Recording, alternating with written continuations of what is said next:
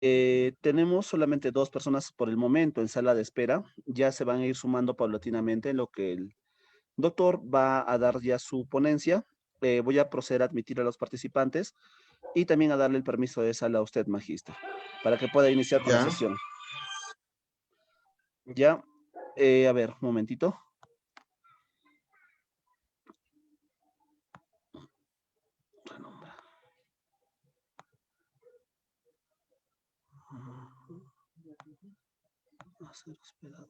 Sí. Bien, magíster, le van a llegar solicitudes para poder admitir en sala.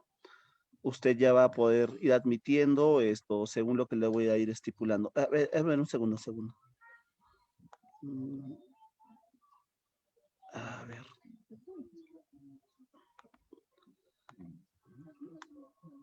Ya, bien.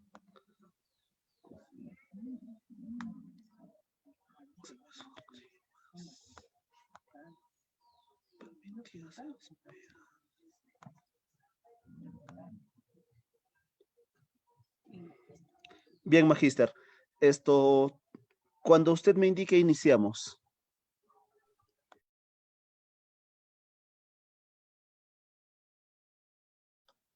¿Cuántos alumnos hay, Harold? Tenemos 10 en Facebook y aquí en la plataforma 3. Esperemos un poco más, pues. Ya, por eso, cuando usted me indique, iniciamos para poderle ya dar la posta. Ok.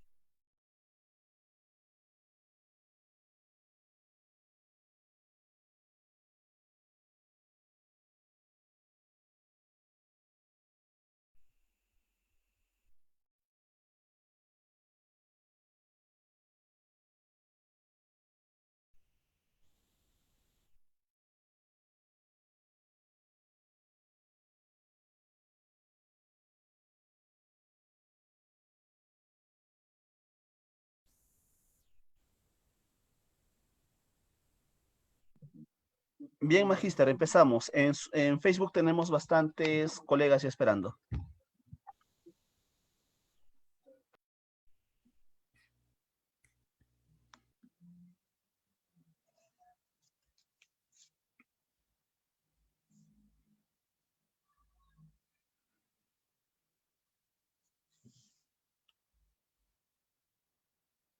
Estimados participantes, tengan ustedes muy buenas tardes. Mi nombre es Pocho Jesús Marcelo Mucha. Soy director del Centro Peruano de Estudios Forenses y Criminalísticos.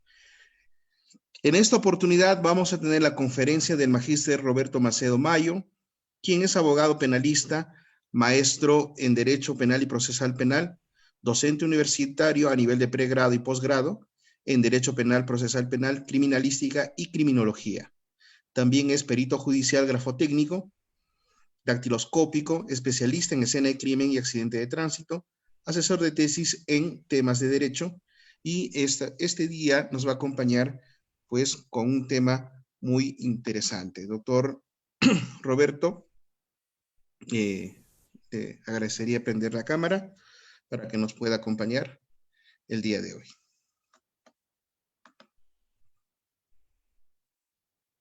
Bien, buenas tardes. ¿Me escucha? Sí, ¿no? Sí, sí. Bien. Sí. Buenas tardes, agradeciendo al Centro Peruano de Estudios Forenses y Criminalística por la invitación hecha a mi persona para hablar un tema, ¿no?, bastante neurálgico y crítico como es el feminicidio desde la óptica de la criminología y siempre tocando el tema del derecho, ¿no? Bien, doctor, sí, no es un tema muy interesante, es un tema que está de boga, bueno, es un tema que nunca va a pasar de boga. Y es la segunda vez o tercera vez que lo tenemos, creo, doctor, en una conferencia de este tipo y agradecemos su presencia. Bien, muchas gracias. ¿Cuál es el propósito de mi exposición, no? Es el delito de feminicidio, pero realizando una interpretación desde una de las teorías criminológicas.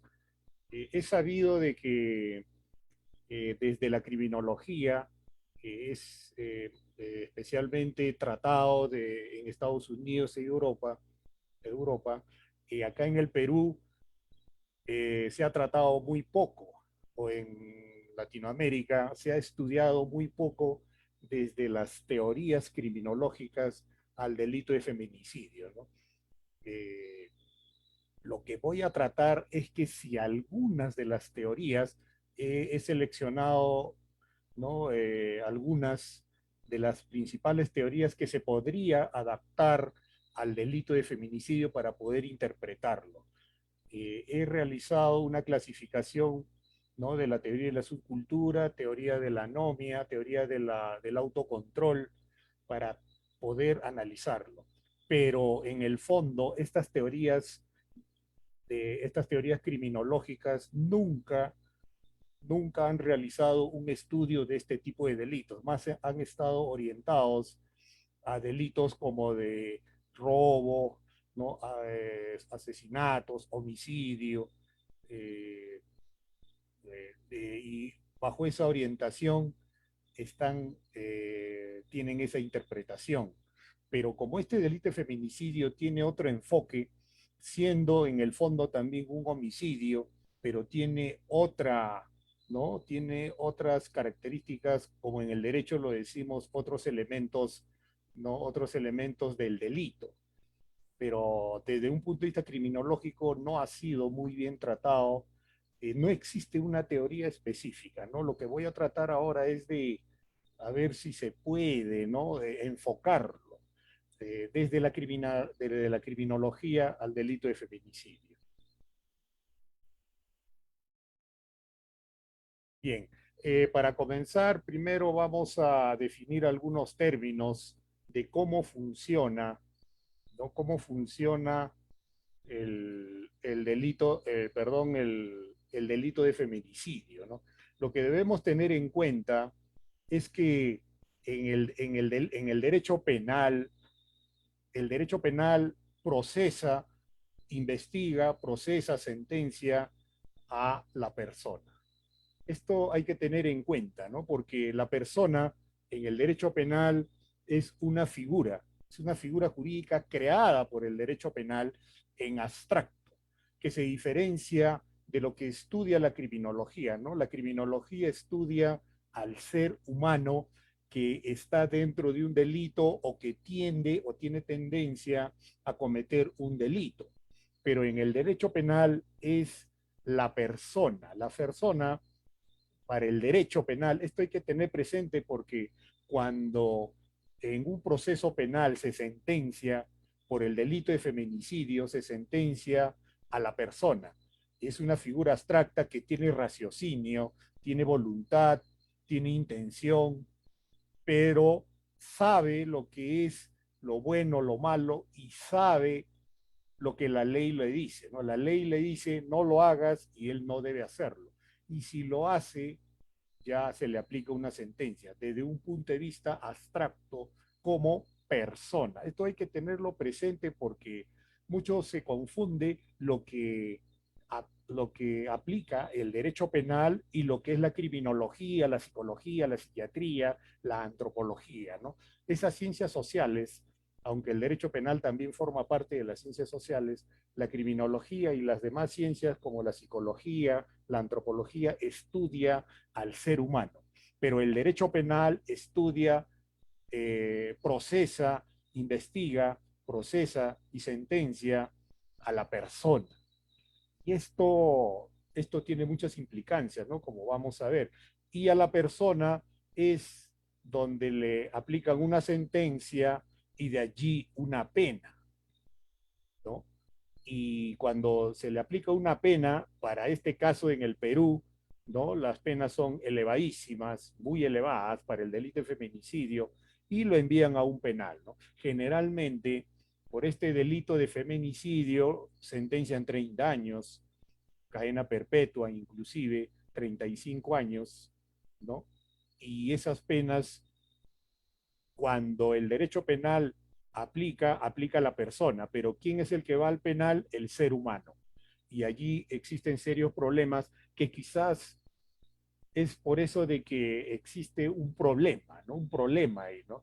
Ahora, cuando estudiamos o vemos la teoría de la pena nos dice de que cuando el derecho penal aplica una pena, eso tiene una finalidad preventiva, lo que está aquí debajo, ¿no? Y esa finalidad es una finalidad que va hacia la sociedad, ¿no? Si el derecho penal y representa en ese momento a la sociedad, al Estado, aplica una pena a un feminicida, por ejemplo, 30 años, esa sentencia, esa pena elevadísima, que es muy elevada, tiene una finalidad preventiva. ¿Esto qué significa? Que informa a la sociedad para coaccionar, intimidar y decirles que ya no cometan el delito de feminicidio. Pero ustedes lo saben y todos lo sabemos que eso no es verdad. Los delitos de feminicidio continúan. Entonces, ¿esto qué significa? Que la finalidad preventiva, ¿no? Está dada al establecer una pena, no tiene eficacia. Desde el derecho penal, esto está en crisis. Cuando ocurren muchos feminicidios, ¿qué cosa hace el Estado? El Estado eleva las penas, va elevando las penas.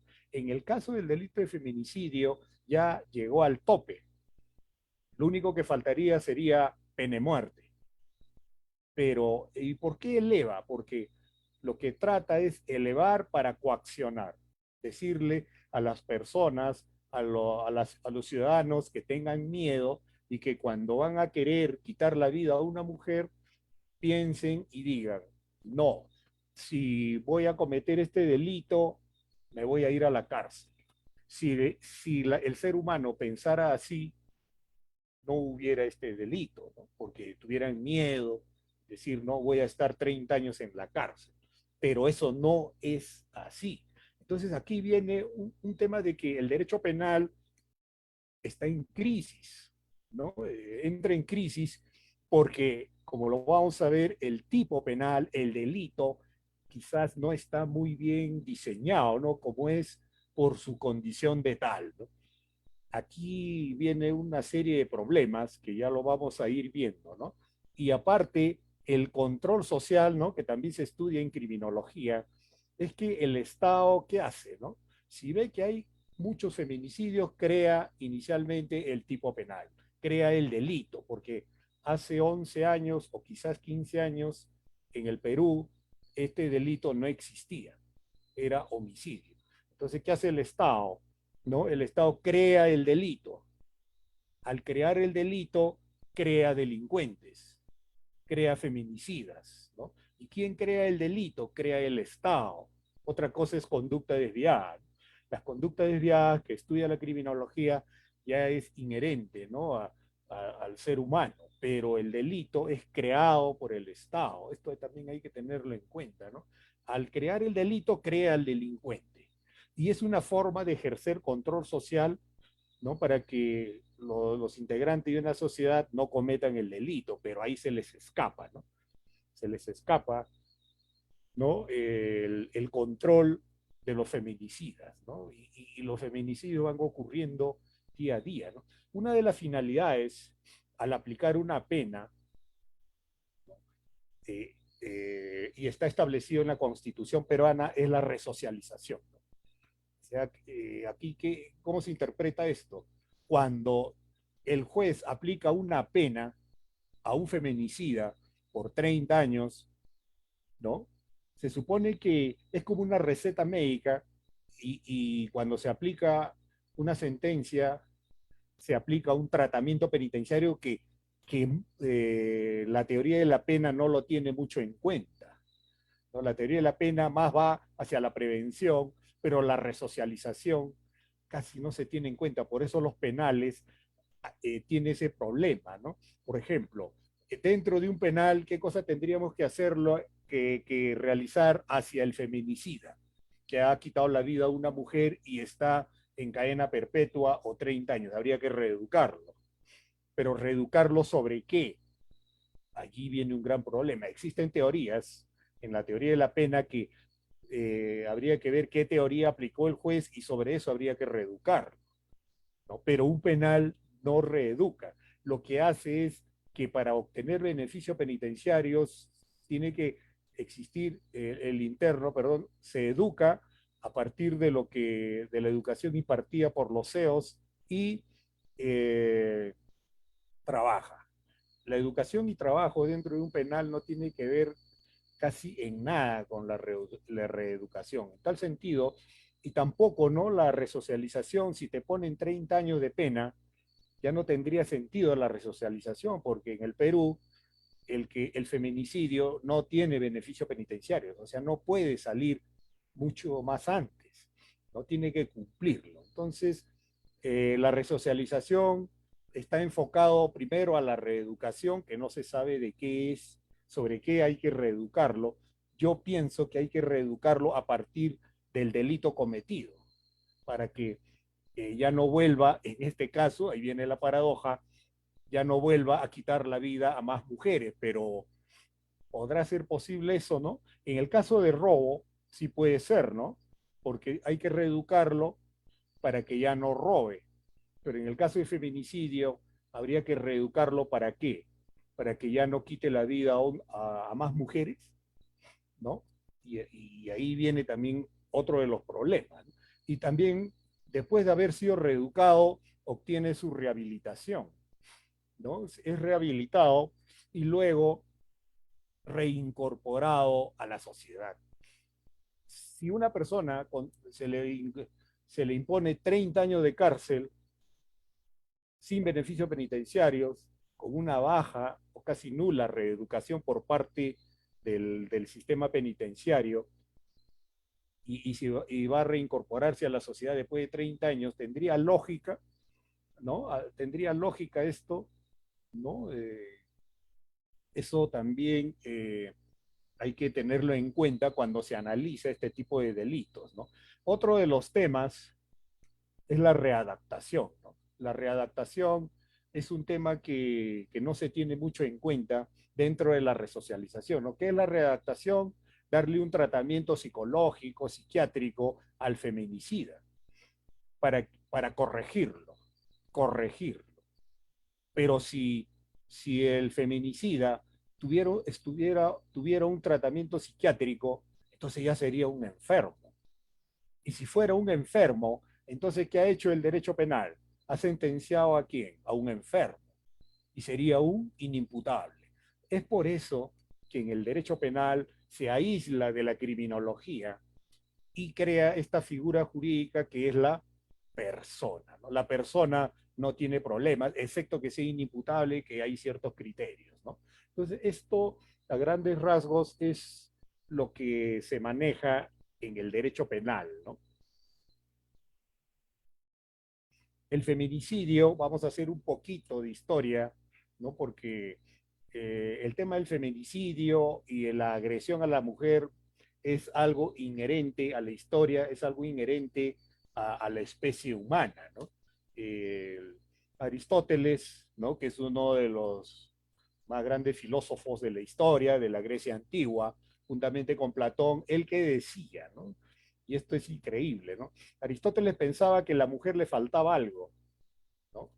Era un hombre incompleto, ¿no? O sea, si lo dice Aristóteles, que nosotros tanto estudiamos, tanto en el colegio, en la universidad, cuando estudiamos filosofía y los filósofos, ya ustedes se imaginan, ¿no?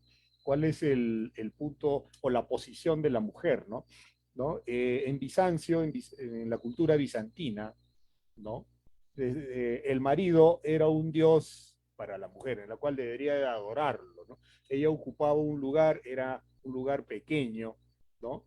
Y que no podía recibir ni herencia ni beneficio alguno, ¿no? Y eso se hereda, eso se llama inconsciente colectivo, ¿no? Eso se hereda a través de las generaciones, ¿no? En la India, ya ustedes se imaginan, los testimonios más antiguos aseguran que si la mujer enviudaba, debería de quemarse viva junto con el cadáver del marido, ¿no?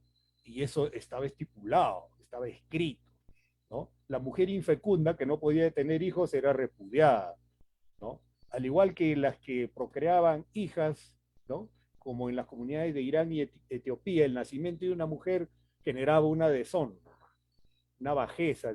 El nacimiento de una mujer siempre generaba debilidad y desgracia, ¿no? Y es increíble esto, ¿no? Ahora lo vemos, pero hasta ahora, ¿no?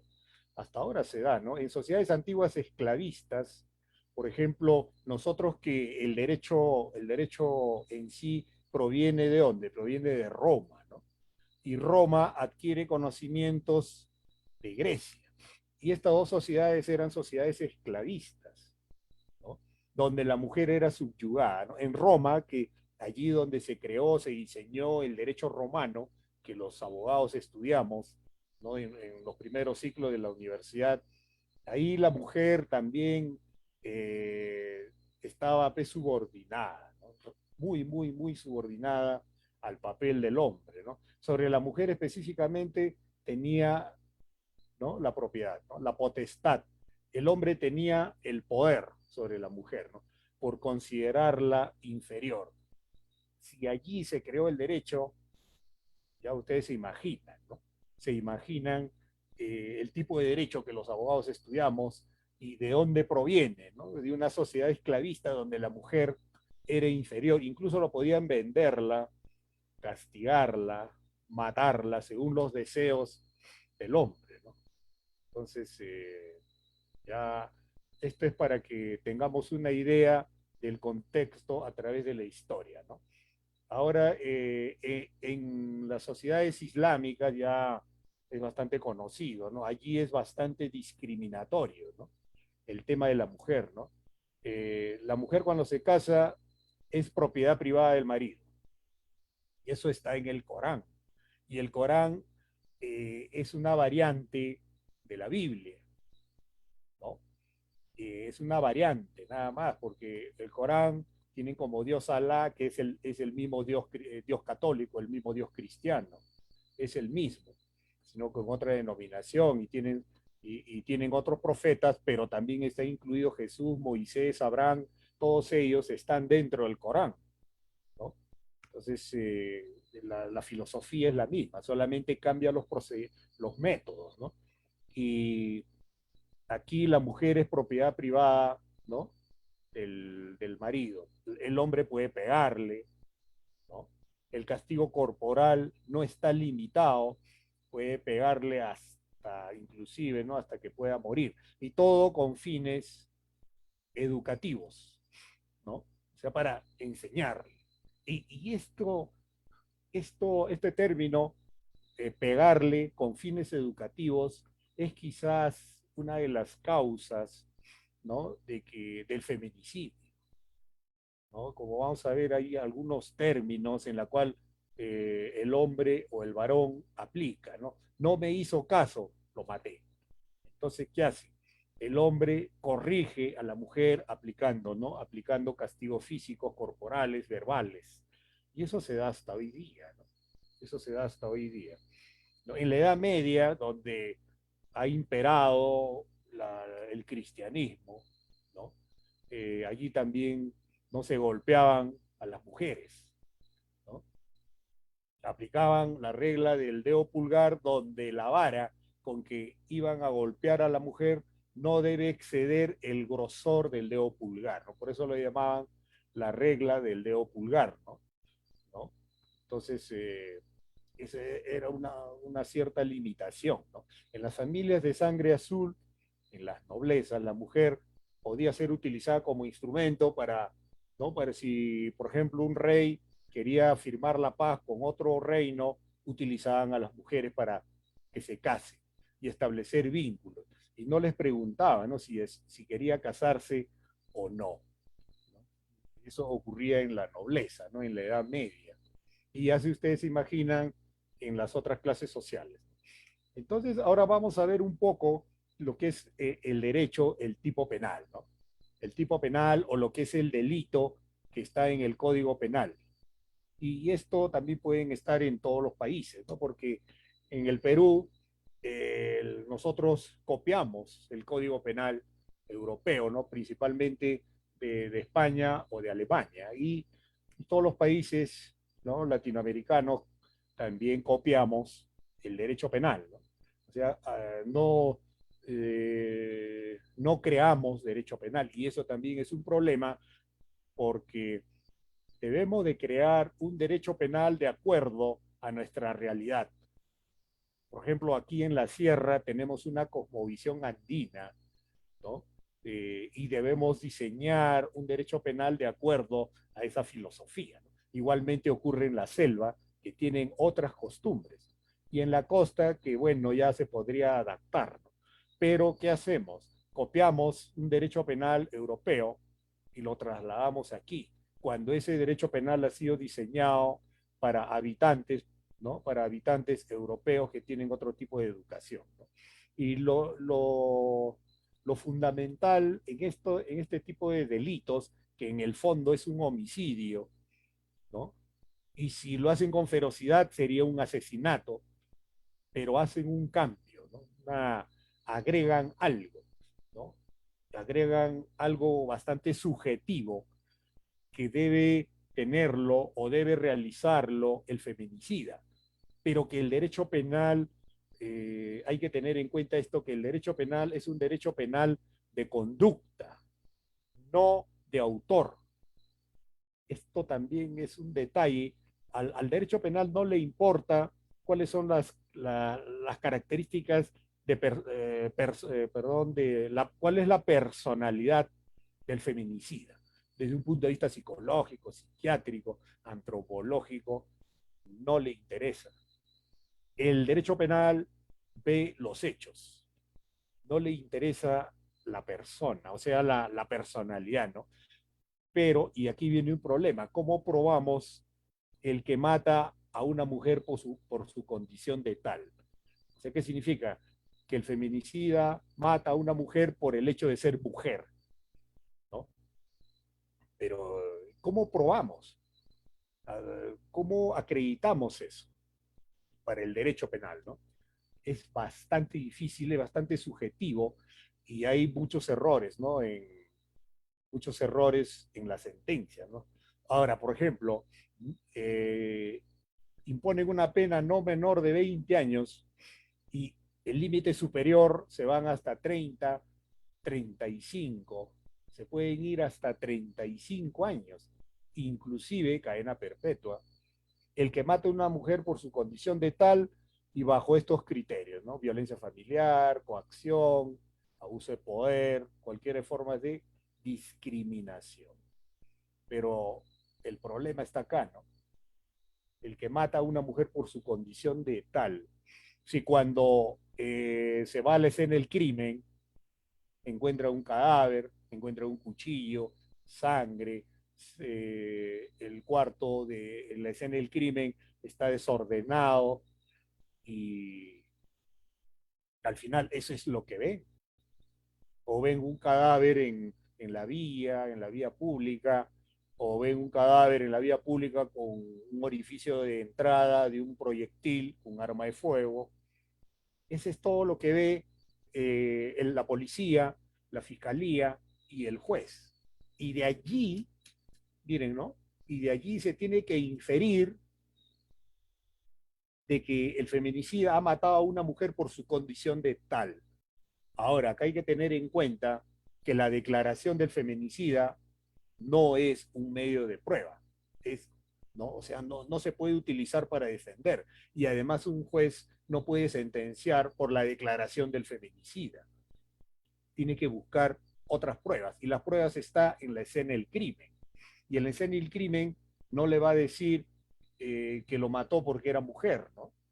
Pero la ley lo dice, ¿no? Y ahí vienen los problemas, ¿no? Ahora pueden existir declaraciones de testigos, pero tiene que ser corroborado con hechos. Y los hechos, que es la escena del crimen, ahora de ahí tendrían que revisar ciertos antecedentes, ¿no? En juzgado de familia, etcétera, etcétera.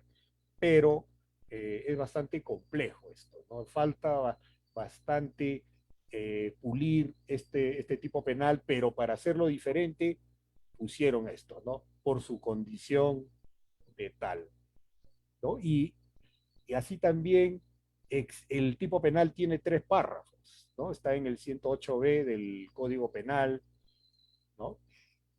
Y ahí dice, ¿no? La pena privativa de libertad será no menor de 30 años, ¿no? O sea, de acá se va de 30 hacia 35 y cadena perpetua.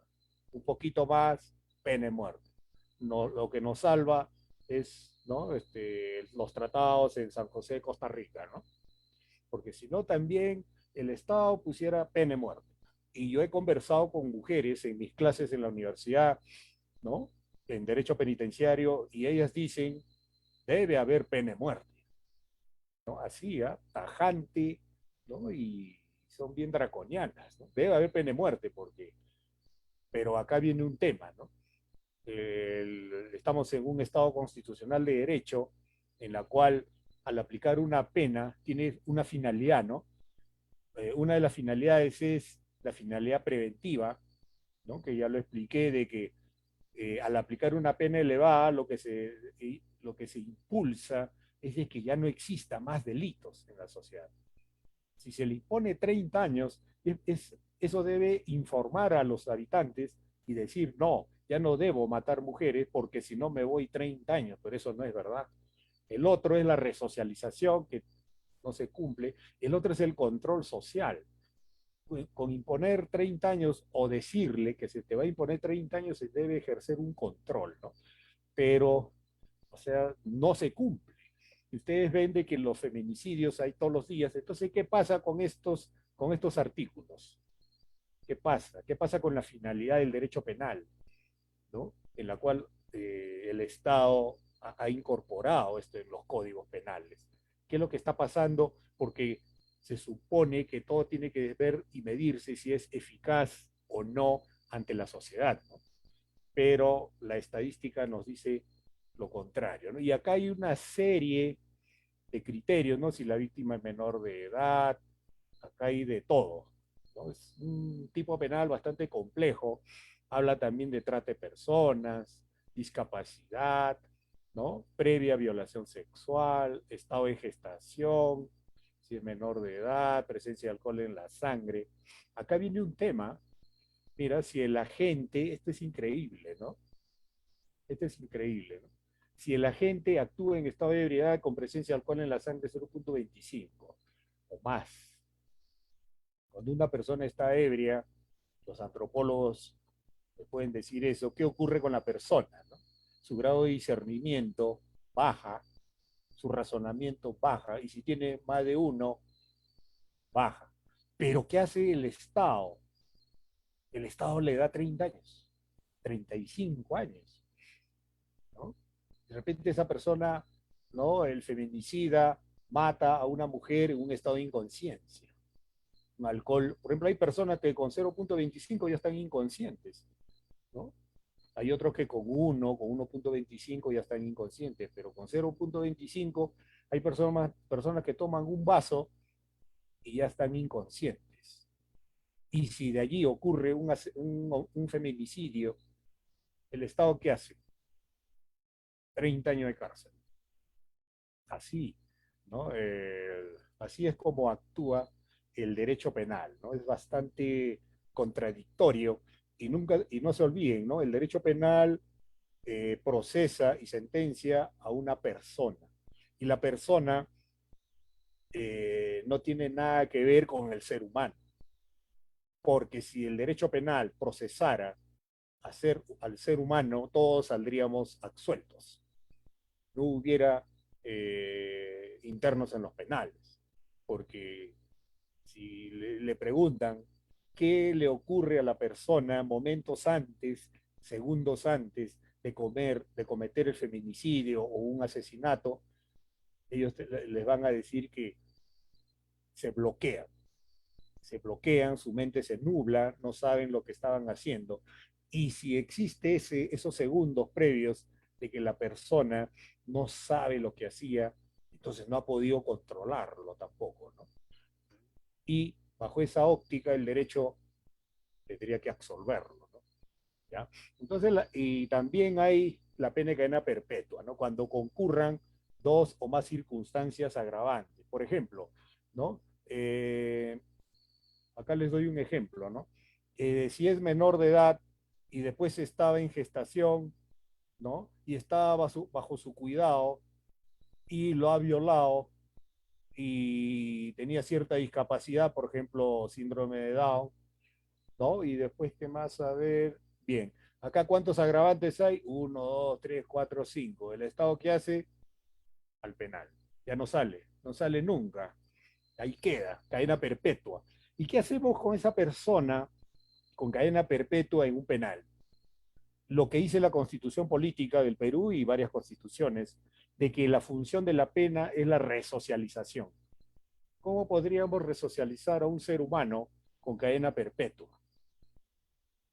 ¿No?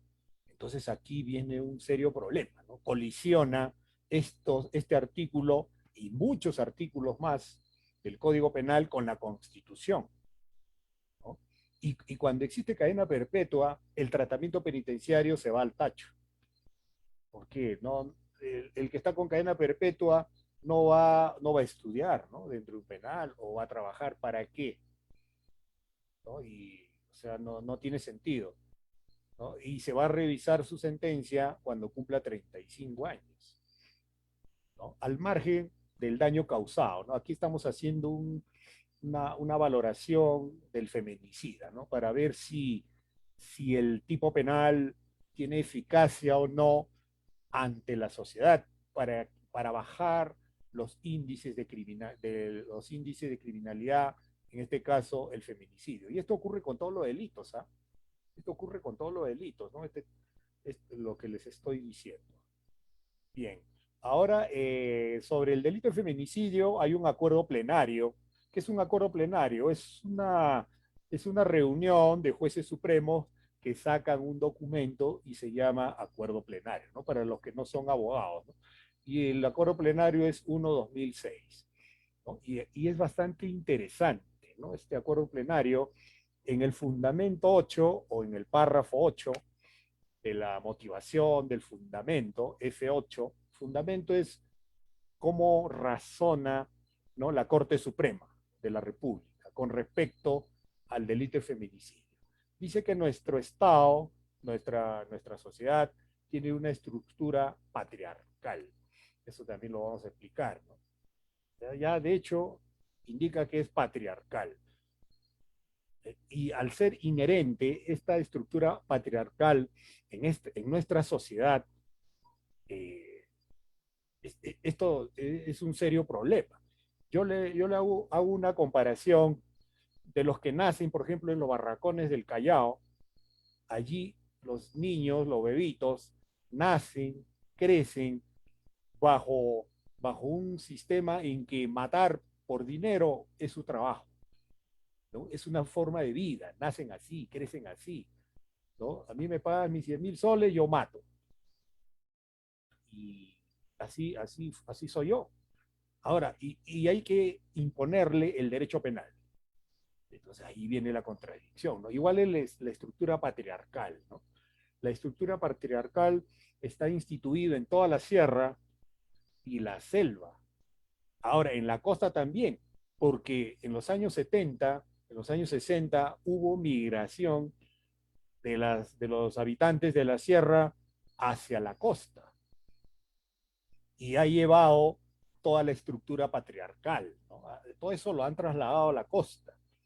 Y en la costa hay ya limeños de primera, segunda, tercera generación, pero que arrastran esto del sistema de la estructura patriarcal, ¿no? Esto es inherente. Lo podemos sacar de la mente, ¿no? Esto del sistema patriarcal, ¿no? Donde el ideal masculino es la especie dominante, ¿no? Y las mujeres lo aceptan, ¿no? Las mujeres lo aceptan bajo esa estructura patriarcal porque también nacen, crecen, ¿no? La mujer, la niña, bajo ese sistema y lo consideran como algo normal. Y al niño como algo normal que está encima, ¿no? Está encima y tiene poder sobre una mujer, ¿no? O sobre una niña, ¿no? Entonces existe una subordinación e inferioridad de la mujer hacia el hombre. Como les digo, es inherente desde que nace. Así, y cuando nacen, ya lo consideran como algo normal. Y a ver, saquémoslos del cerebro estos criterios.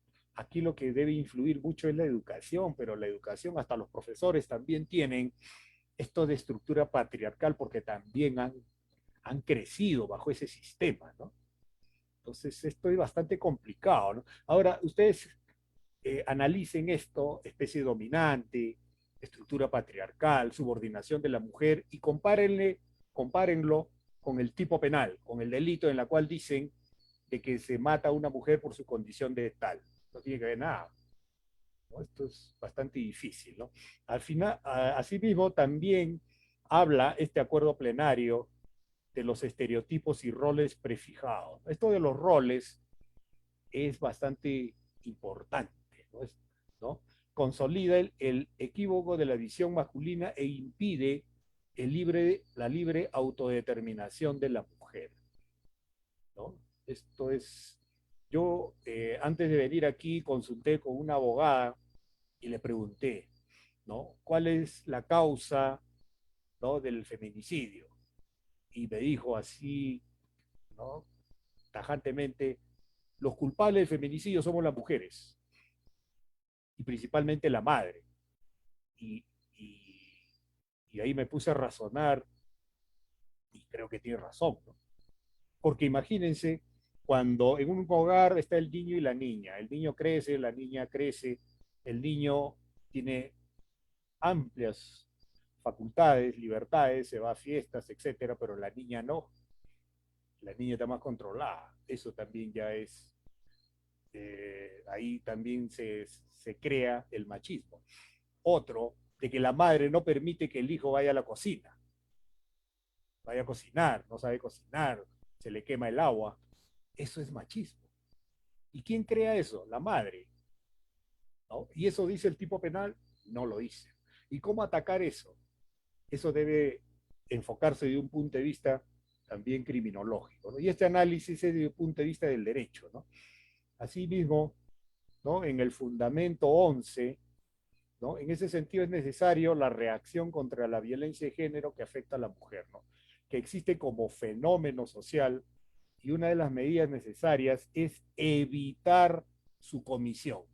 ¿Y qué hace el derecho penal para evitar que se cometa ese delito? Eleva las penas. Crea el delito de feminicidio y ha ido elevando las penas, recrudeciéndolas a través del tiempo hasta llegar actualmente a cadena perpetua, ¿no? Pero ¿cuál es el objetivo? Es evitar que ocurra más delitos de feminicidio.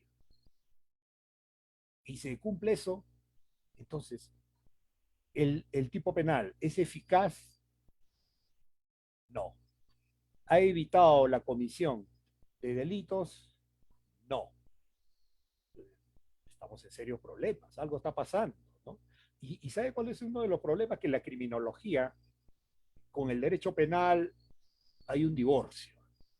Hay un divorcio, hay una separación ahí, ¿no? Y lo único que los une es la política criminal, ¿no? Porque el derecho penal tiene otra visión, la criminología tiene otra visión, ¿no? Y ahí está también uno de los problemas. Y aparte dice, ¿no? Esta acción de política criminal es legítima para proteger un tipo de violencia que afecta a las mujeres por su condición de tal, desde un punto de vista del derecho penal, ¿no? Esto es importante, ¿no? No se olviden de esto, ¿no? Evitar su comisión. Para eso se creó el delito de feminicidio, se elevó penas hasta cadena perpetua, con la finalidad, ¿no? ¿Cuál es la finalidad? ¿No? Evitar la comisión de más delitos. Coaccionar, intimidar, amenazar a los, ¿no? A la especie humana, o se puede decir al macho, ¿no? Al machista, ¿no? Al machista se le tiene que intimidar. ¿Es posible eso? Creo que no. Entonces ahí viene la ineficacia de este tipo penal, ¿no? Que está en cuestionamiento, ¿no?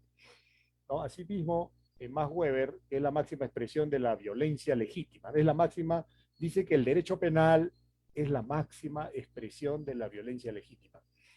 Cuando el derecho penal envía a una persona con cadena perpetua a un penal, eso se llama violencia legítima. O en otros términos, se llama secuestro, secuestro legítimo, ¿no? Y eso es lo que hace el Estado, ¿no? Secuestrar. Y el penal, si usted, eso también ya lo sabemos, es un lugar de cuatro paredes, quizás tenga más, donde el ser humano, ¿no? Está en su mínima expresión, ¿no? Todo es sobrevivencia, ¿no? Donde no hay alimentación, viven en condiciones paupérrimas. Entonces, ¿cuál es la finalidad, ¿no? Ahí aislar al feminicida, a sacarlo de la sociedad, ¿no? Lo tenemos que sacar de la sociedad y enviarlo al penal. Pero para la criminología, una persona que comete delito es un inadaptado, porque no se adapta y no está de acuerdo, o no lo sabe, o no lo ha estudiado, o no lo entiende las pautas culturales y lo que son las normas jurídicas. Y si no está adaptado, ¿qué hace el Estado? Lo envía al penal. ¿Para qué? Para readaptar. Pero ¿ustedes creen que con 30 años de cárcel sería tiempo suficiente para readaptar a un ser humano que ha cometido el delito de feminicidio? ¿No? 30 años. Increíble, ¿no? O sea, parece mentira, pero viéndolo desde otra óptica, ya no desde el daño causado a la víctima, que lógicamente es impactante, pero también el otro problema es qué es lo que hace el Estado con el feminicida, ¿no? Es bastante, es triste eso, ¿no? Y la finalidad no se cumple, ¿no? Se supone que hay que al ser humano no mandarlo pues al penal y dejarlo ahí, ¿no? Ahí que se refunda con cadena perpetua, sino darle un tratamiento, porque al final el Estado existe porque el Estado debe dar bienestar a sus integrantes, ¿no? No puede abandonarlo, ¿no? Entonces, la sanción penal es el más severo instrumento de control, ¿no? hemos hablado de control, ¿no? No suficiente para evitar este comportamiento lesivo, ¿no? Entonces, lo que les quiero decir con esto es que el derecho penal aplica, al aplicar 30 años o cadena perpetua, aplica la violencia legítima o secuestro legítimo, ¿no? Y imagínense un secuestro de por vida, ¿no? Es bastante difícil, ¿no? Entonces, ¿y el derecho penal cómo valora esto por su condición de tal, ¿no? Cuando el tipo penal o el delito dice, ¿no? El que mata a una mujer por su condición de tal, ¿no? ¿Y cómo lo valora? Por la intensidad del ataque. Si empleó una pistola, ya, entonces lo ha matado por su condición de tal. Así razona un juez en una sentencia, o por el medio empleado, ¿no? O por la vulnerabilidad de la víctima, o por el lugar donde lo mató, en la cual estos son hechos bastante objetivos que dista mucho con este término, ¿no? Por su condición de tal, que es subjetivo. Por eso acá hay un término en la cual dice el dolo, ¿no? En derecho penal utilizamos esto, lo que es el dolo, que tiene una definición también bastante abstracta, pero que en el fondo, para entender el dolo, es la intención de matar, ¿no? Y esto no se prueba, el dolo no se prueba, se atribuye, ¿no? Esto también es bastante complicado, ¿no? ¿Ya? Entonces, y el derecho penal, esto de por su condición de tal, que es bastante psicológico, psiquiátrico, psicológico, antropológico, ¿no? Social, pero el derecho penal, para el derecho penal no es psicológico, no, no lo es, sino son actos objetivos. Lo que el derecho penal observa son las conductas, la acción. El derecho penal no es de actor, no es de personalidad, sino de hechos, ¿no? Y allí vienen los problemas, ¿no? Ahí vienen los problemas en la cual el derecho penal tanto se ha hecho abstracto, la dogmática penal es muy abstracta, es tan abstracto que nos hemos alejado mucho de la realidad. Incluso hay juristas que dicen de que no se debe utilizar el dolo, o sea, entrar al tema subjetivo ya no, solamente lo objetivo, ¿no? Solamente lo objetivo, lo real, lo objetivo, ¿no? Lo objetivo.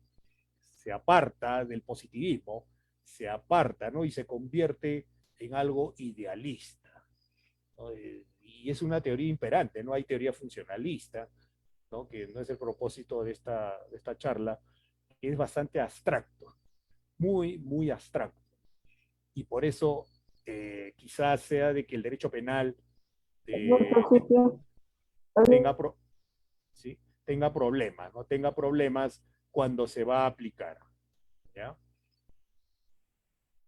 Entonces seguimos, ¿no? El derecho penal no le interesa si el feminicida mató a la mujer porque tenía la intención de sancionarla, ¿no? O quebrantar o incumplir algún estereotipo de género, ¿no? Eso, eh, lo que nosotros sabemos, por qué lo mató, por ejemplo, por celos, para el derecho penal, eso no le interesa, ¿no?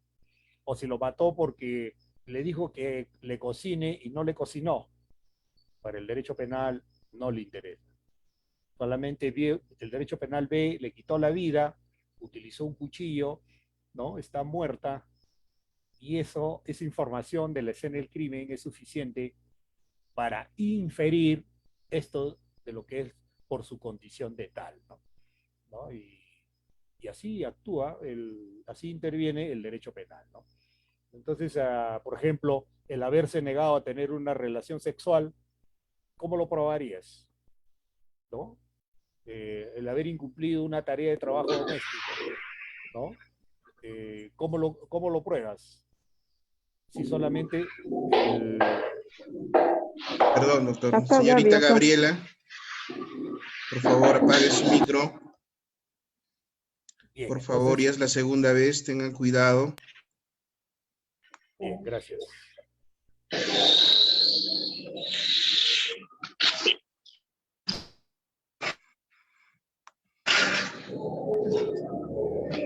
Señorita Gabriela, por favor.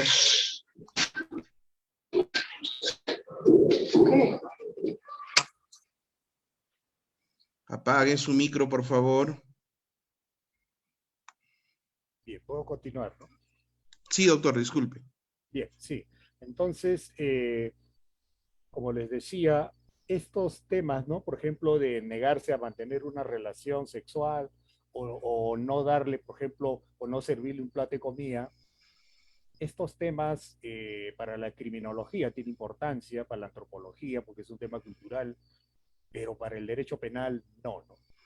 El derecho penal observa la escena del crimen, observa un cadáver, observa con qué lo mató y de allí realiza la inferencia, ¿no? ¿Ya? Entonces ahora vamos a ver, ya entrar un poco a los aspectos criminológicos, ¿no? Aquí voy a tratar de realizar una fusión entre las teorías criminológicas que existen hasta el momento y tratar de ver si algunas de estas teorías puede adaptarse para interpretar en la interpretación del delito de feminicidio. No existe hasta el momento una teoría criminológica específica para el delito de feminicidio, lo cual es un campo no nuevo y se debe investigar, ¿no? Pero también de acuerdo a nuestra realidad, ¿no? Merton, ¿no? Que es un criminólogo, él dice de que el sujeto se comporta en el medio social conforme a las pautas establecidas. Acá viene el patriarcado, viene el machismo, acá encaja eso, porque cada ser humano nace y crece dentro de pautas establecidas para cumplirlas o en su contra, es decir, tomando el camino de la rebeldía, ¿no? Esto ya un poco que se aleja del feminicidio, que también podría ser, ¿no? Apartándose de las prohibiciones legales. ¿Cuál sería la prohibición? ¿No? La ley te dice, ¿no? No quites la vida a una mujer, ¿no? Si lo haces, te vas 30 años. El delincuente llega a ser malo porque es definido como malo, ¿no? Y acá venía esto, ¿no? ¿Quién crea al delincuente? El Estado. Porque si el Estado no crea el delito, no hay delincuente, ¿no? Y entonces cuando el Estado crea un delito, crea el delincuente y lo etiqueta como malo. ¿Y quién se encarga de etiquetarlo como malo? Allí está la policía, fiscalía, ahí está el juez y también el penal, ¿no? ¿No? Entonces, ahora, ¿quién es el delincuente en este caso? El feminicida, ¿no? El feminicida es malo ya de hecho, ¿no? Ahora, la secuela sociológica, que es bajo este contexto donde voy a enfocarme, porque entrar a la criminología psicológica no es mi tema, ¿no? Eso es, ¿no? En la cual eh, es más complejo, ¿no? Tendría que ser psicólogo o psiquiatra, ¿no? Entonces, pero la sociología es donde, ¿no? Yo estoy más metido en ese tema, ¿no? Y bajo esta escuela, la conducta humana se encuentra condicionado, ¿no? Desde que nacemos a los usos, costumbres, hábitos y normas. Un, un ser humano nace, crece bajo un machismo imperante en una familia, ¿no? Donde el papá le pega a la mamá, donde el papá no entra a la cocina, donde la mamá cocina, lava, plancha, ¿no? Y todavía le pegan, lo maltratan, la humillan, le gritan. El niño considera esto como algo normal, la niña también, y eso va creándose hábitos, ¿no? Y el niño también, cuando crece, pegar a una mujer, golpear, gritar, es normal. Y entonces, ¿y cómo lo sacamos eso del cerebro? ¿Cómo lo sacamos del inconsciente? Muy, muy difícil. Pero ¿qué hace el Estado? ¿Qué hace el Estado cuando este tipo de personas que ha adquirido esos hábitos por usos, costumbres, ¿no? ¿Qué hace el Estado? Lo manda a la cárcel. 30 años, cadena perpetua, ¿no? ¿Y ha solucionado el problema? No. ¿Ha solucionado? No lo ha solucionado. Pareciera de que con este concepto hiciste un divorcio con el derecho penal, ¿no? ¿No? Y, y por eso la criminología está apartada, ¿no? La ley de imitación de Tarde es un sociólogo, ¿no? En la cual él también tiene una teoría de que todas las conductas es por imitación, ¿no? Y eso es verdad. Toda ciencia tiene por objeto comprobar repeticiones. La sociedad es una reunión de gentes que se imitan. Un niño imita las conductas de los mayores, ¿no? El crimen es un fenómeno por imitación. El criminal como un ser que imita, ¿no? La formación de su cultura desviada, ¿no? A partir de la imitación, desde que nace, crece, va adoptando pautas culturales dentro de una subcultura desviada, ¿no? Conducta desviada para la criminología es, por ejemplo, el alcoholismo, la drogadicción, el vagabundo, y dentro de eso está el delito. Para el derecho penal es delito, pero para la criminología es conducta desviada, que es más amplio, ¿no? Es mucho más amplio. Entonces, aquí el ser humano imita conductas de los mayores, ¿no? Y si ese niño ha crecido por ejemplo, aquí en la sierra, ¿no? En la sierra del Perú, en un hogar donde el machismo es fuerte, y está, es un hecho, es una realidad hasta ahora, entonces va a crecer bajo ese contexto. Y para él va a ser normal y lo va a considerar como de que está bien. Y todavía dice, pero yo no hice nada. ¿Yo qué he hecho? Para mí está bien, ¿no? Y todavía le aplican la ley, cadena perpetua. Y cuando tenga el penal, él dirá, pero ¿por qué me voy al penal? ¿No? Y esto merece investigaciones, ¿no? Para poder cambiar, ¿no? El Código Penal, ¿no? Emilio, ¿no? Como un representante de la escuela sociológica, Emilio Durkheim, dice, ¿no? Sin las desviaciones no es posible el progreso. Para este sociólogo, el delito es inherente al Estado, a la sociedad, perdón. En toda sociedad hay delito, ¿no? Y el delito es normal, ¿no? Es algo normal en una sociedad, ¿no? ¿No? Entonces, si en esa sociedad no hay delito, algo está pasando en esa sociedad, ¿no? ¿Ya? Y es un poco, ¿cómo les puedo decir? Eh, Contradictorio, pero y tiene razón, ¿no? La teoría de la anomia, que un poco que no se puede aplicar tanto en feminicidio, pero también lo he considerado, ¿no? El crimen no tiene origen patológico. El feminicida no es un, no tendría una enfermedad, ¿no? Sino es normal, ¿no? Es normal que exista feminicidio, ¿no? Y en sociedades, como hemos visto un poco de historia, es normal, ¿no? Ahora, claro, ya con la aparición del derecho penal desde, desde Beccaria, que institucionalizó el principio de legalidad en el siglo XVIII, entonces allí ya se ha institucionalizado el delito, pero de ahí hacia atrás, en la edad antigua, quitar la vida a una mujer es normal, ¿no? Pero el delito es una forma de regular a una sociedad, ¿no? ¿Ya? Entonces, esta teoría un poco que no se puede aplicar, ¿no? Al delito de feminicidio, pero solamente quería resaltar esto, ¿no?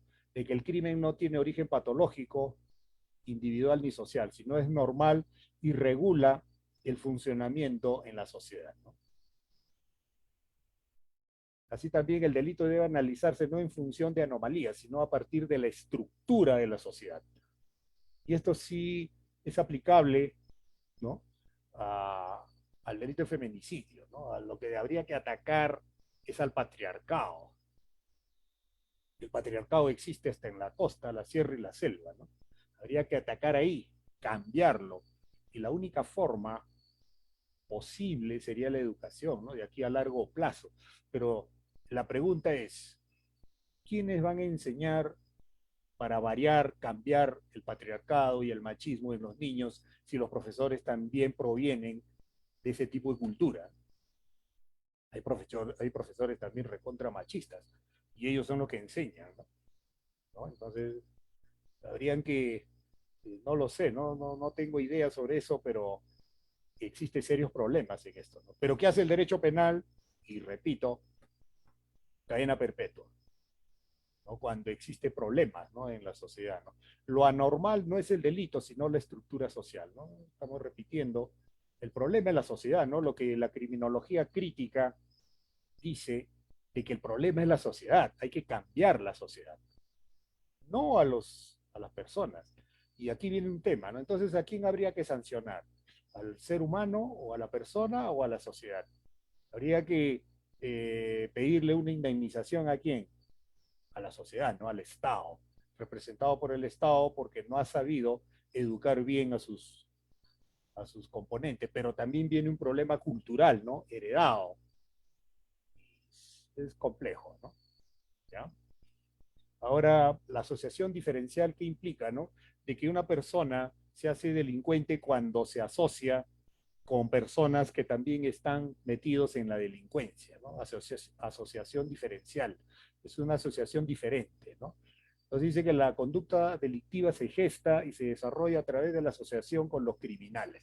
Aquí se puede realizar una especie de fusión o algo en la cual un niño o un joven que crece ¿no? En un grupo donde existe un machismo imperante fuerte, ya lógicamente cae en eso, ¿no? ¿Ya? Es un comportamiento aprendido, ¿no?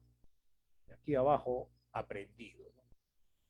Y si es aprendido, esto es importante, si la conducta criminal es aprendida, si el feminicidio es aprendido, dentro de un núcleo familiar o dentro de una sociedad es aprendido, entonces también se podría desaprenderlo, ¿no? Y esa función, ese criterio es la reeducación. Si lo ha aprendido, entonces habría que reeducarlo para quitar, para que desaprenda, ¿no? Lo que ha aprendido y quede ya un estado normal. Bajo este criterio es bastante interesante. Pero si lo mandamos al penal cadena perpetua, ni hablar, ¿no? Ya ahí se pierde esto, ¿no? Entonces hay criterios de la criminología que no se toman en cuenta en el derecho penal, ¿no? Esto de que la conducta criminal es aprendida eh, es bastante interesante, ¿no? Pero también hay que tener en cuenta el instinto, ¿no? El instinto violento del ser humano, que también es otro tema, ¿no? El instinto, ¿no? Entonces, si el comportamiento criminal es aprendido, se debe reeducar el aprendizaje para modificar la conducta, ¿no? Si una persona roba, va al penal, habría que reeducarlo, porque el robo es aprendido. Entonces va al penal 8 o 10 años, tendría que ser reeducado y cuando se reinserta a la sociedad, se supone que ya no debe robar, porque ha sido reeducado. Pero ¿qué sucede? Reincide. ¿Y qué pasó? ¿No? ¿Qué pasó? Entonces no ha habido una reeducación efectiva. Y en el caso del feminicidio, por lo elevado de las penas, esto, esto de acá no se aplica, ¿no? Porque habría que reeducarlo durante toda su vida, ¿no? Durante 30 años ahí, reeducarlo, decirle, no mates a una mujer, hacerle escribir un cuaderno y que se llene todos los cuadernos, ¿no? Como nos hacían, como nos educaban en la primaria, ¿no? Escribe, escribe y escribe. Pero, ¿y si lo llevan 30 años? No tendría lógica, ¿no? Igual la adaptación individual, ¿no? Esto también es otra teoría que he tratado de adaptarlo, ¿no? La familia es el correo de transmisión de las normas, ¿no? Todo estas conductas, principalmente feminicidio, se aprende en la familia, ¿no? Es una transmisión de normas culturales de generación en generación. ¿Quién rompe eso? ¿Quién quiebra este engranaje de generación en generación? ¿Quién puede hacerlo? ¿Quién puede romper o quién puede cambiar lo que está en la mente? Nadie. ¿Y qué hace el Estado? ¿No? El Estado, la primera reacción estatal es utilizar al derecho penal, ¿no? Eleva las penas, cárcel, ¿no? Y, pero, y la familia continúa igual.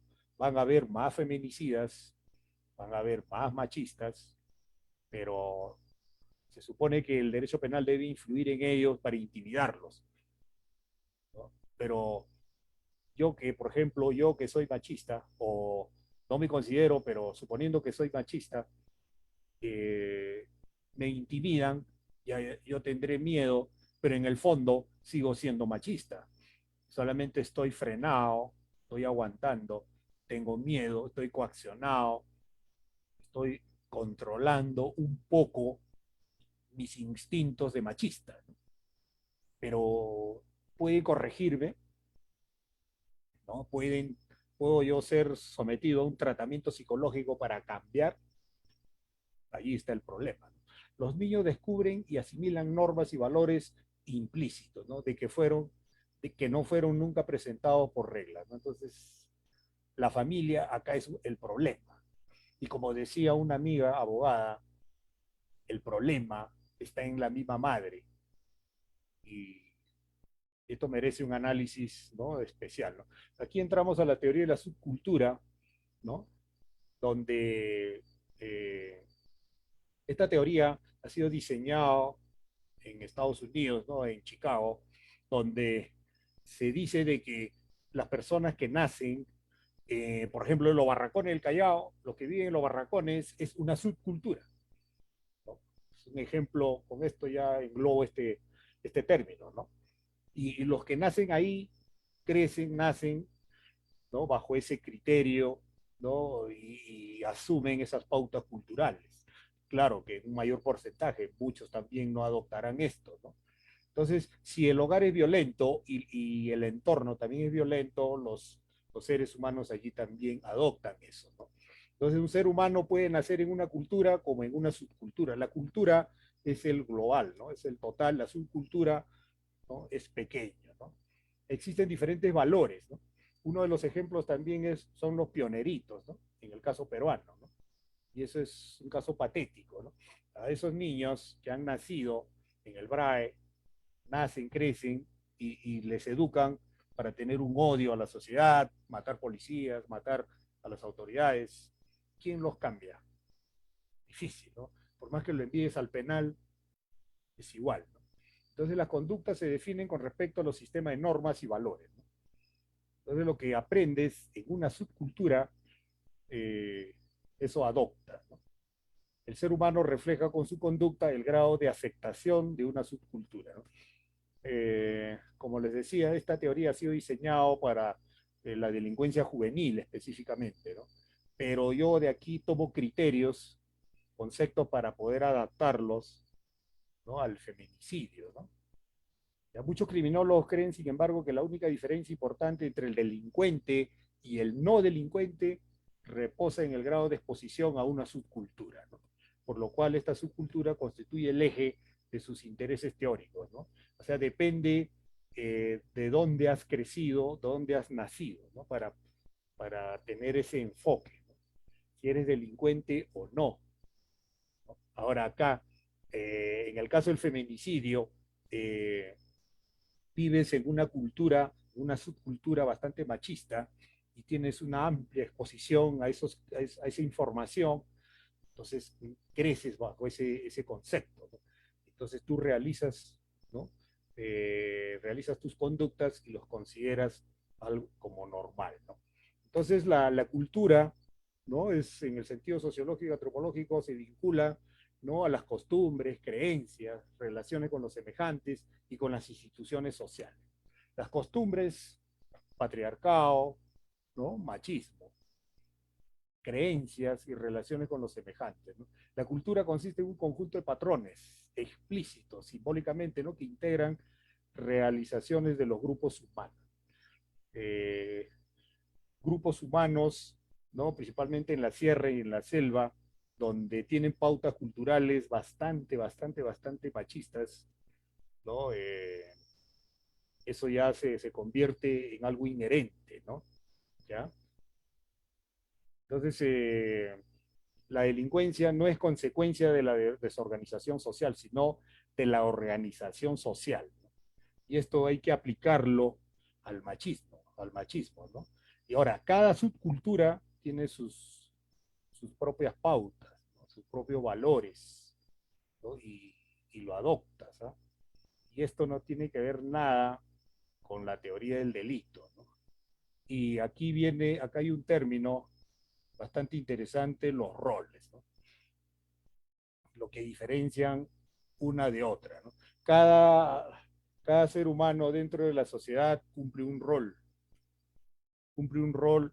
asignado, de acuerdo al tema culturales o las normas, ¿no? Las normas jurídicas. Ahora, dentro del patriarcado, el hombre cumple un rol, la mujer cumple un rol, los niños y las niñas, los jóvenes cumplen ciertos roles, y esos roles, ¿no? Siempre los va a realizar, ¿no? Si, por ejemplo, a un hombre, ¿no? A un varón, lo han educado de que nunca debe estar en la cocina, ese es un rol, y nunca va a ir, por más que le digan lo que le digan, no va a ir, ¿no?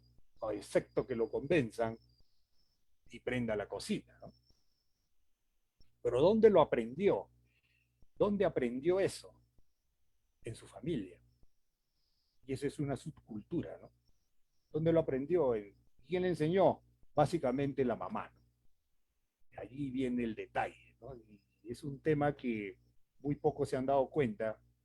Entonces, ¿qué cosa hay que hacer? Si la madre crea el machismo, hay que educar bien a las niñas, principalmente, ¿no? Y al niño también, ¿no?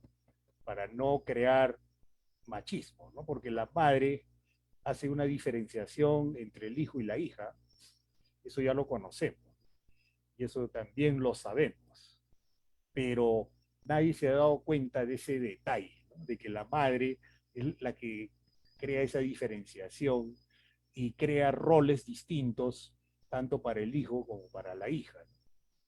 Esa diferencia de roles, allí crea la diferencia, la subordinación, el poder del hombre hacia la mujer, ¿no? ¿Ya? Esta teoría lo leí hace un mes, la teoría del autocontrol, ¿no? Esto es muy importante porque el derecho penal no te sanciona, por ejemplo, a un feminicida no lo sanciona por su instinto, por el deseo de matar, no lo sanciona por eso, sino que lo sanciona porque no ha podido controlarse. Esa es la idea de esto, ¿no? Todos tenemos siempre nuestros instintos, sean positivos o negativos, ¿no? Y tenemos conductas aprendidas, entre ellos el machismo, ¿no? Por el caso del feminicida, y dentro de eso también el patriarcado. Ahora, pero perfecto, ¿no? Podemos tener esos patrones de conducta aprendidas, pero debemos controlarlo, ¿no? Debemos controlar eso, ¿no? Y si bajo esta teoría el que comete el delito es que porque no ha sido capaz de controlarlo, entonces ejecuta y quita la vida de una mujer, pero hay otros que pueden controlar, ¿no? Y lo evitan, pero en el fondo es un machista, pero se controla y no comete el delito, ¿no? Entonces, bajo este criterio, ¿qué significa? Que el machismo no podría ser erradicado de la mente de un hombre en un 100%, ¿no? Pero sí puede crearse criterios para que pueda controlarse, ¿no? ¿Ya? Entonces, este es el autocontrol y también el control social, ¿no? ¿Ya? Cualquier persona ha tenido la tentación en alguna ocasión de hacer algo malo, pero la mayoría de la gente ante la posibilidad de ver expuesta su conducta a la luz pública se inhibe, se controla de esta tentación. Pero hay otros que lo hacen, ¿no? Entonces esto es muy importante y como les digo, el derecho penal sentencia porque no ha podido controlarse, ¿no?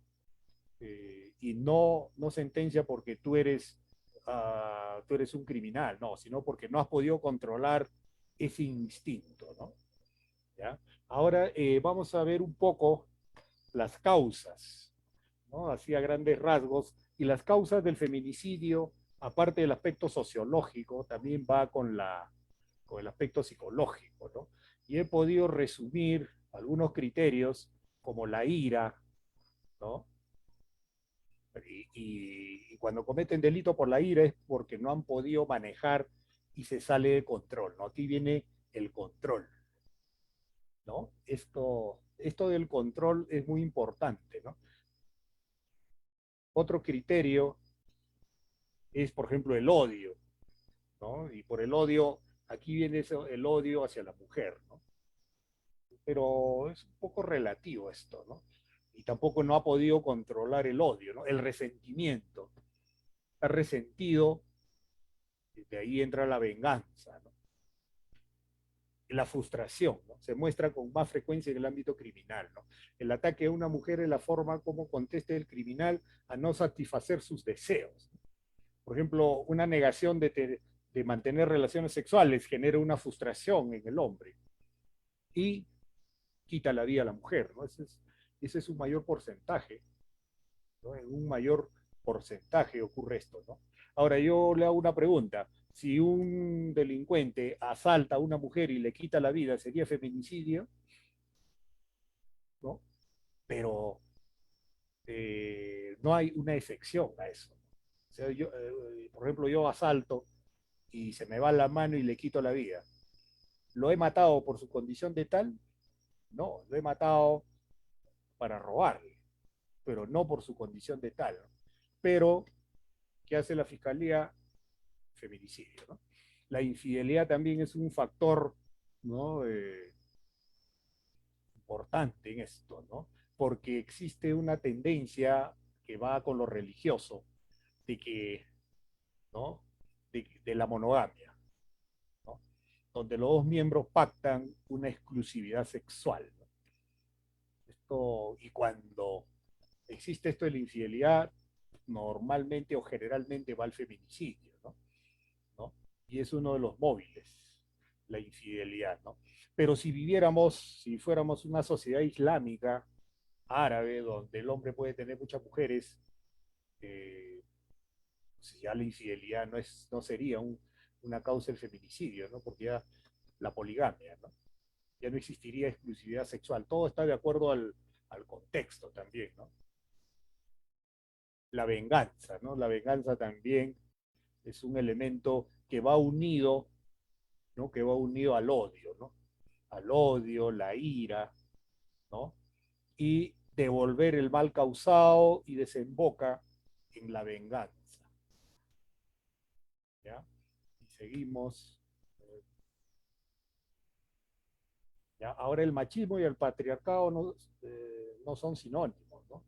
He hablado bastante de esto. El machismo es el conjunto de creencias, es un sesgo cognitivo, actitud, que predisponen a las personas a actuar como si la mujer tuviese menor valor que el hombre.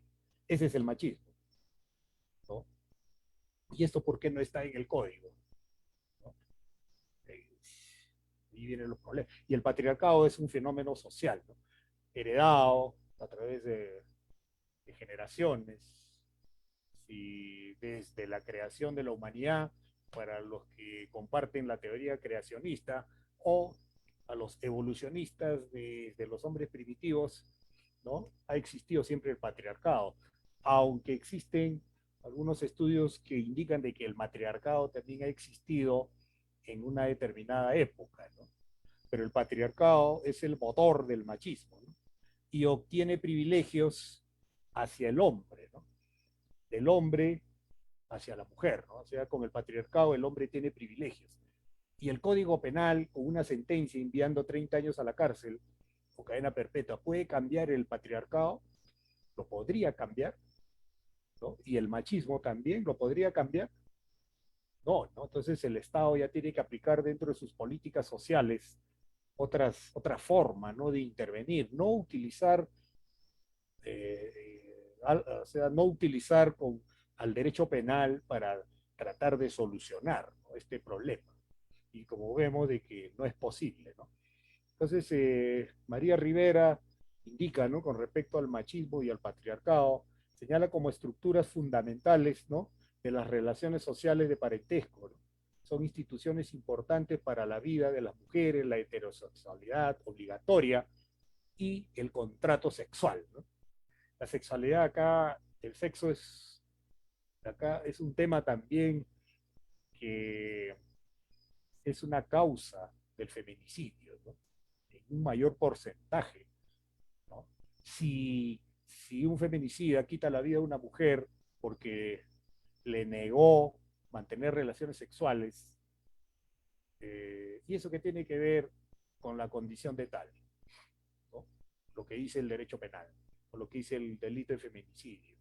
O en la escena del crimen, allí vamos a descubrir que lo mató porque no quiso mantener relaciones sexuales. Allí lo vamos a descubrir. No, ¿no? Y allí vienen los problemas, ¿no? Un abismo entre las verdaderas causas a lo que dice el delito, ¿no? El delito de feminicidio, ¿no? Ahora, en México generalmente se da esto, en el Perú muy poco, sobre el crimen organizado, ¿no? En América Central y en México, la criminalidad organizada mata mujeres, ¿no? Todos los días, todos los días, ¿no? Esto ya es generalizado, ¿no? Generalmente vinculados al narcotráfico, ¿no? Y acá hay términos que generalmente se ha escuchado al hombre machista, ¿no? Y esto hay que analizarlo, ¿no? Se la buscó, ¿no? Desobedeció, no cumplió las órdenes que yo le di, no me atiende. Si decía mi esposa, no me atiende. Entonces, si no me atiende, le quito la vida, ¿no? No siguió mis instrucciones, yo le dije que haga esto, pero no lo hizo, ¿no? Ella sabe que no puede, ¿no? Tengo que usar la fuerza para controlarla. El que manda soy yo. Uno de los casos emblemáticos aquí en el Perú es de Avi Ágreda, ¿no? ¿No? Donde el agresor le echó gasolina, me parece, o ácido, y le prendió fuego, ¿no? Es bastante patente eso, ¿no? Ahora, entonces estos términos hay que tener en cuenta, ¿no? Para analizar, ¿no? Las causas del feminicidio, ¿no? Ahora, la mujer establece las costumbres. Esto también lo leí en un libro de derecho, principalmente en teoría del derecho, ¿no? En teoría del derecho lo leí esto, ¿no? Me pareció muy importante, ¿no? La mujer establece las costumbres en un hogar. Eso ya está escrito. Las costumbres hacen las leyes, ¿no? Y entonces la mujer, por lógica, aplicando tautología, la mujer establece las leyes, ¿no? Y bajo este criterio y también con muchas conversaciones con mujeres, acá hay que educar especialmente a la niña, a la mujer y a la madre, ¿no? Principalmente a la niña, ¿no? Porque la madre crea el machismo con la diferenciación de roles entre el hijo y la hija, ¿no? Allí hay que atacar, ¿no? Hay que incidir en esto, ¿no? Porque ya cuando el hombre ya es mayor, es adulto, lo que habría que atacar allí es que se controle, porque sacarlo eso de su cerebro, muy difícil, ¿no? Muy, muy, muy difícil, ¿no? Y otro factor que también, esto ya es un factor, no es una causa, porque las causas, aquí van a disculpar el error, las causas son internas para la criminología. Los factores son externos. Es la religión, ¿no? La religión católica especialmente trajo el patriarcado. Ustedes leen el Antiguo Testamento, está el patriarcado ahí, inherente, ¿no? Subliminalmente está el patriarcado. Actualmente la religión católica también es patriarcado, ¿no? Y es bastante machista. Y eso influye en la sociedad, porque la religión influye en la mente del niño y de la niña desde que nace. Eso también hay que estudiarlo, ¿no? Hay que tener en consideración esto también, ¿no? Ahora, ¿qué hacer, no? Ya para cerrar, para culminar mi exposición, ¿qué hacer, no?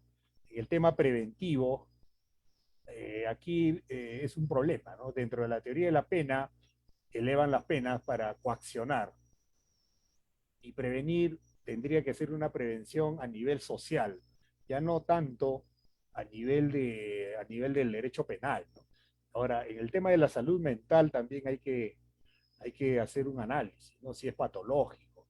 Ahora, cambiar los pautas culturales, cambios culturales es bastante difícil, muy, muy difícil, ¿no? Aquí ya este es un tema de los antropólogos, entra la psicología, ¿no? El urbanismo, este ya es un tema de prevención, seguridad en las calles, ¿no? Este ya es un tema para poder prevenir, ¿no? Es, iluminar los parques, iluminar las calles, para evitar esto del feminicidio, ¿no? Entonces, un poco que podríamos bajar, ¿no? Las políticas penitenciarias que protejan a las víctimas. ¿Y qué es lo que hace el Estado acá? Envía a la cárcel, ¿no? Enviando a la cárcel al feminicida, trata ¿no? de coaccionar al resto, ¿no? De potenciales feminicidas, ¿no? Porque acá la víctima ya no está, ¿no? Estudios criminológicos hay que realizar estudios teóricos, ¿no? Tanto en teoría y práctica sobre el feminicidio, ¿no? O sea, habría que diseñar una teoría criminológica exclusiva para el feminicidio y exclusivo también para la sierra y otro para la selva, ¿no? Para la selva es otro tema, no lo conozco muy bien, pero es otro tema. Y otro de los problemas aquí es el centralismo. En el caso del Perú es un estado centralista, donde todas las decisiones se toman en Lima, ¿no? Y todos estos estudios deben estar a cargo del gobierno regional también, ¿no? Para tratar de realizar un estudio de acuerdo a la zona, ¿no? Educar a los niños y niñas, esto sí es clave para un trabajo a largo plazo, de aquí unos 50 años, ¿no? Y tratar de cambiar, ¿no? La mentalidad, ¿no? Y mayor investigación en esto de la criminología, ¿no? Entonces, la violencia contra las mujeres y las niñas afecta a toda la sociedad, ¿no? Genera conmoción, problemas, genera desamparo, niños huérfanos, genera traumas, por lo que ponerle fin es un imperativo, ¿no? Que nos convoca a la acción colectiva, ¿no? Aquí deben intervenir las diferentes ciencias sociales, como la criminología, que estudia el delito, o la psicología, la antropología, la sociología, ¿no? Deben realizar estudios de acuerdo a una determinada sociedad. Y eso debe influir en el derecho penal, ¿no? Especialmente en el derecho penal, y reescribir este delito, ¿no? Bien, muchas gracias. Hasta aquí mi exposición. Muchas gracias, doctor Roberto Macedo, una excelente exposición, ¿no? Todo un tema cultural detrás de la violencia de género, el feminicidio, ¿no? Como usted lo mencionó, cogemos leyes y derechos anglosajones de fuera y no lo estamos enmarcando a nuestra realidad, que es muy compleja de antemano, ¿no? El Perú es un país muy complejo. No sé si hubieran algunas preguntas, señores, señoritas, que están en la sala.